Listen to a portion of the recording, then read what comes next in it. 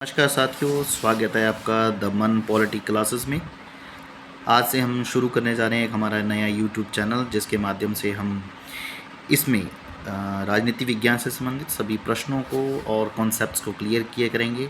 और साथ ही साथ 12वीं क्लास की एनसीईआरटी की जो बुक्स हैं उनको हम शॉर्ट नोट्स में रिवाइज़ करेंगे। साथ के साथ संविधान के जितने भी भाग हैं या जिनकी उनकी सूचियां हैं उनको ट्रिकी वाइज हम उनको सॉल्व करने का प्रयास करेंगे। तो चलिए बिना किसी देरी के हम अपनी आज की क्लास को शुरू करते हैं। तो सबसे पहले अध्याय का नाम है, जो कि एनसीईआरटी के अकॉर्डिंग हमने इसे नोट्स में बनाया है। राजनीति विज्ञान आप देख रहे हैं, एनसीईआरटी 12th क्लास की है और ये 2022 की बुक्स थी, उनके आधार पर है विश्लेषण, जिसका पहला अध्याय है शीत युद्ध का दौर। तो शीत युद्ध की बात करें तो ये द्वितीय विश्व युद्ध की समाप्ति के बाद शुरू हो गया था और जो दो महाशक्तियों के बीच में था, जिसमें हमें पता है कि एक का नाम था संयुक्त राज्य अमेरिका और दूसरी तरफ जो पूर्वी गठबंधन है जिसे सोवियत संघ के नाम से जाना गया, दोनों के मध्य एक विचारधाराओं की लड़ाई थी। तो दोनों ही जो शक्तियां हैं वो अपना वर्चस्व स्थापित करना चाहती थी ताकि विश्व के ऊपर अपनी हेजेमनी यानी वर्चस्व को स्थापित कर सके। संयुक्त राज्य अमेरिका, जिसमें ये हम पढ़ पा रहे हैं, तो इसमें ये धारणा है जो पूंजीवादी धारणा को आगे लेके चलना चाहती है विश्व में, जबकि सोवियत संघ जो उसकी जो धारणा है वो साम्यवादी धारणा थी। सोवियत संघ जो है पूर्वी गठबंधन का हिस्सा है और विश्व में अमेरिका पश्चिमी गठबंधन का नेतृत्व करता था। दोनों महाशक्तियों के बीच में गहन प्रतिद्वंदिता थी। रक्त रंजित नहीं हुआ, यानी कि युद्ध में कहीं पर भी ऐसा नहीं हुआ कि युद्ध में बहुत सारा खून खराबा हुआ हो। ये सिर्फ एक स्नायु युद्ध था, मस्तिष्क युद्ध था और दोनों के बीच में एक वैचारिक विरोध हो रहा था। पारस्परिक अपरोध की स्थिति ने युद्ध तो नहीं होने दिया, लेकिन यह दोनों के मध्य एक प्रतिद्वंदिता नहीं रोक पाया। इसकी तासीर ठंडी रही, यानी कि सिर्फ मस्तिष्क के विचारों का ही बोलबाला रहा, तो इसमें किसी भी तरीके का खून खराबा नहीं हुआ, तो इसीलिए इसे शीत युद्ध का नाम दिया गया। तो इसकी तासीर पूर्णतः ठंडी रही। तो अब तक अगर हम पढ़ें तो उसमें देखा हमने कि जो विश्व है वो दो गुटों में विभाजित हो गया, जिसका नाम है संयुक्त राज्य अमेरिका जो पूंजीवादी गुट से संबंधित है, सोवियत संघ जो धारणा है वो साम्यवादी धारणा को आगे लेके जाना चाहती थी इस पूरे विश्व में।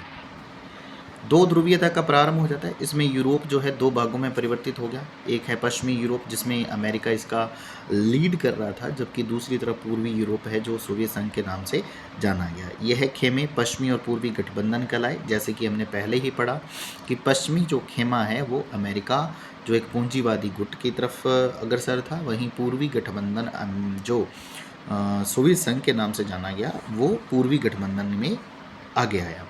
पश्चिमी गठबंधन में अगर हम बात करें तो 1949 में उत्तरी अटलांटिक संधि संगठन, जिसे हम नाटो बोलते हैं, की स्थापना की गई 4 अप्रैल 1949 को। और इन्हीं किताबों में RSCIT की बुक में कुछ किताबों में 30 अप्रैल 1949 दिया है। तो दोनों को अगर हमें उत्तर मिलता है तो हमें वहाँ ऑप्शन के हिसाब से इसे करेक्ट करना है। ठीक इसी प्रकार से पश्चिमी गठबंधन यानी कि अमेरिका ने सीटो की स्थापना 1954 में की और सेंटो की स्थापना 1955 में की।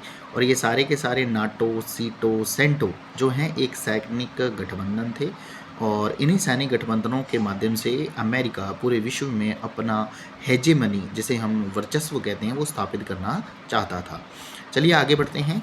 पूर्वी गठबंधन की बात करें तो यहाँ पूर्वी गठबंधन में 1955 में वार्सा पैक्ट की स्थापना होती है, जो साम्यवादी चाइना और रूस उत्तरी वियतनाम, उत्तरी कोरिया और इराक के साथ अपने संबंध मजबूत कर लेता है और वार्सा पैक्ट की संधि करता है 1955 में।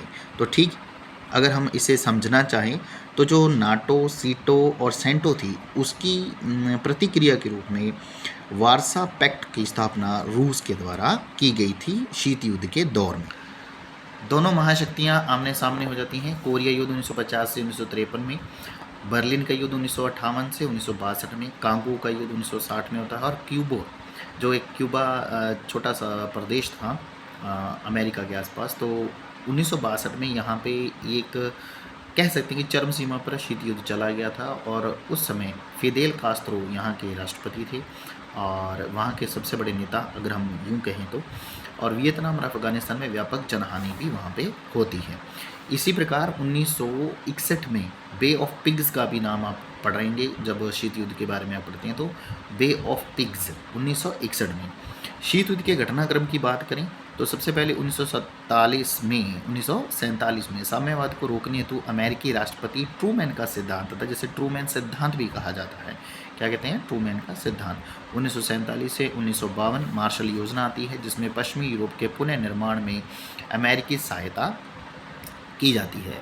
और ठीक इसी प्रकार से 1948 से 1949 सोवियत संघ द्वारा बर्लिन की घेराबंदी की जाए, जो ऊपर आपने अभी पढ़ा बर्लिन के बारे में। तो 1950 से 1953 में कोरिया युद्ध होता है। कोरिया युद्ध के जो प्रस्तावों को लेकर हमने एकता प्रस्ताव भी पढ़ा है उसके बारे में। और 1954 में वियतनाम के हाथों दायन बियन फ्रू में एक फ्रांस की हार हो जाती है। ये एक युद्ध होता है जिसमें फ्रांस की हार होती है।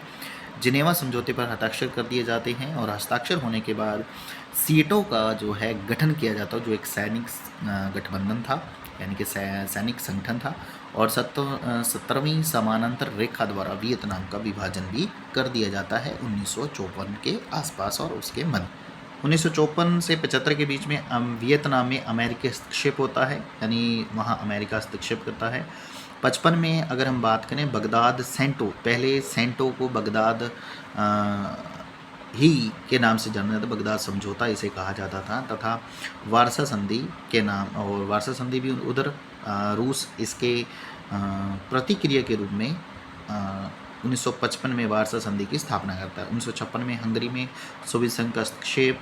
1961 में क्यूबा में अमेरिका द्वारा प्रत्यायोजित या हम कह सकते हैं प्रायोजित बे ऑफ पिग्स आक्रमण होता है, जिसमें बर्लिन की दीवार खड़ी की गई थी तथा गुटनिरपेक्ष आंदोलन का बेलग्रेड में सम्मेलन भी होता है। जिस प्रकार दोनों देश यानी कि अमेरिका और रूस जिस प्रकार से तृतीय विश्व युद्ध की ओर जा रहे थे, तो ठीक उसी समय तत्कालीन परिस्थितियों को देखते हुए जो पूरा विश्व था वो गुटनिरपेक्ष सम्मेलन की ओर भी ध्यान बढ़ जाता है, यानी कि वो किसी भी एक गुट में शामिल होना नहीं चाहते थे, जिसमें हमने गुटनिरपेक्ष आंदोलन के बारे में हम आगे वाले चैप्टर में पढ़ेंगे।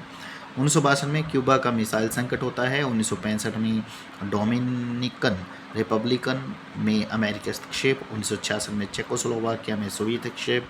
और 1972 में अमेरिकी राष्ट्रपति निक्सन का चीनी दौरा। 78 से 89 में कंबोडिया में वियतनाम का हस्तक्षेप होता है। और ये जो है निरंतर प्रयास चलते रहते हैं और शीत युद्ध को एक लंबे समय तक चलाए रखने में ये जो कुछ घटनाएं हैं, या हम इस घटनाक्रम को देखें तो इसी ने शीत युद्ध को आगे बढ़ने में महत्वपूर्ण भूमिकाएं निभाई हुई हैं। 1979 से 89 तक अफगानिस्तान में यूएसएसआर का हस्तक्षेप होता है, यानी रूस वहाँ पे हस्तक्षेप करता है।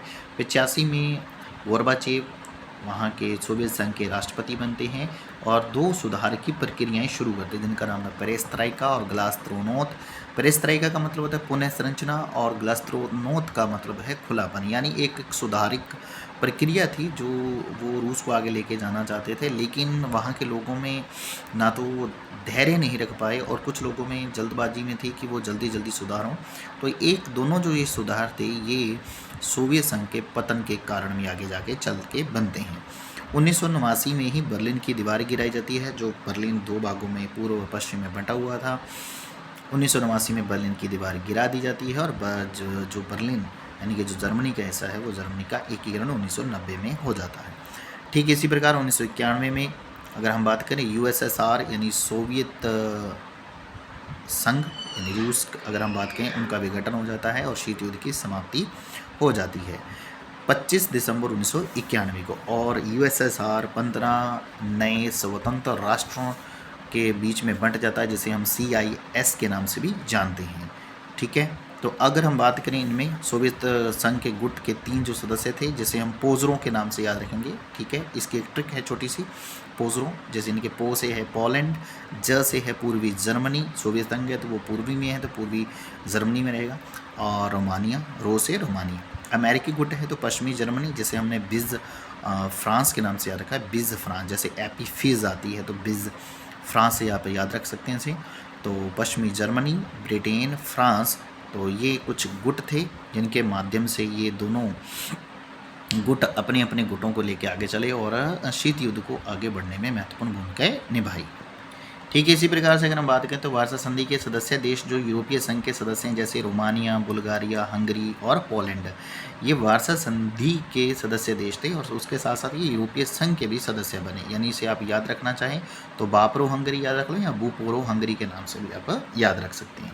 शीत युद्ध के बाद अस्तित्व में आने वाले देश, इनका नाम है यूक्रेन, कजाकिस्तान, किर्गिस्तान और बेलारूस। इसको हमने याद रखने के लिए बेकिगिज़ा या बेकिगिज़ा भी याद आप ट्रिक से याद रख सकते हैं। और अगर हम बात करें पूंजीवादी गुटों में तो यहाँ यूएसए, फ्रांस और ब्रिटेन इसके सदस्य देश थे। और अगर हम बात करें साम्यवादी गुट की तो ये यूएसएसआर, पोलैंड और हंगरी ये इसके सदस्य देश थे।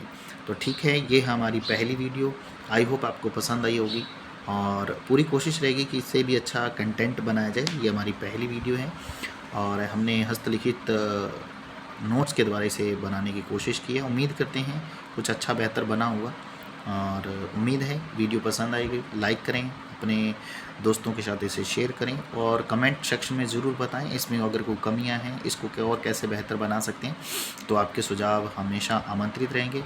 तब तक के लिए हम मिलते हैं अगली वीडियो में आपके नए यूट्यूब चैनल जिसका नाम है दमन पॉलिटी। हम कोशिश करेंगे कि एक आधा फैक्ट ज़रूर आपसे रोज़ शेयर किया जाए और आने वाले समय में इसको डाला जाए ताकि आपकी पॉलिटी से संबंधित जो रुचियाँ हैं वो बनी रहें। मिलते हैं तब तक के लिए अगली वीडियो में। धन्यवाद।